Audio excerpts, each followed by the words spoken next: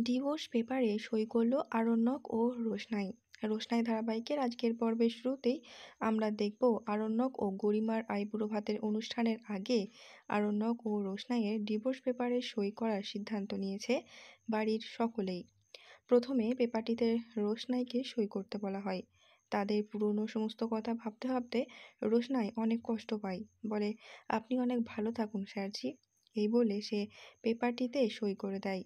বাড়ির সকলে এবার আরণ্যককে বলে, এত ভাবার কি আছে আরণ্যক, সইটা কর। আরণ্যক ভাবে, আমি তো রোশনাইয়ের মতো এত নিষ্ঠুর নই।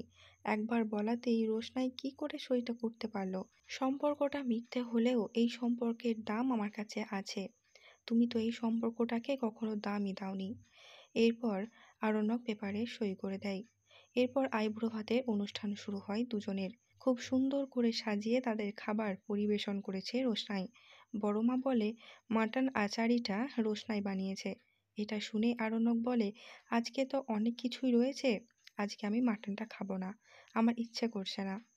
রোশনাই বলে, স্যারজি আপনিই তো বলেছিলেন একদিন আপনাকে মাটন আচারি বানিয়ে খাওয়াতে। আরণ্যক বলে, তখন আমার ইচ্ছে হয়েছিল তাই বলেছিলাম, এখন আমার ইচ্ছে নেই, আমি খাবো না। Any problem? রোশনাই এটা শুনে খুব কষ্ট পায়।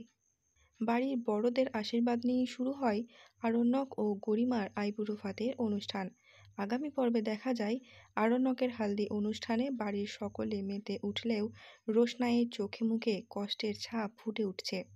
আরণ্যক রোশনাইয়ের দিকে তাকিয়ে মনে মনে বলে, প্রত্যেকটা রিচুয়ালস আমি ঠিক এমনভাবেই পালন করব, খুব সুন্দর পারফরমেন্স করব।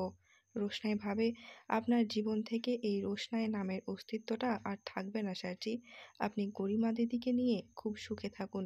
আর এখানেই শেষ হয় আজকের পর্বটি। যদি এমনই বিভিন্ন ধারাবাহিকের আপডেট সবার আগে জানতে চান তাহলে চ্যানেলটিকে সাবস্ক্রাইব করে সঙ্গে থাকবেন। দেখা হচ্ছে খুব শীঘ্র নতুন কোনো একটা পর্বের সঙ্গে।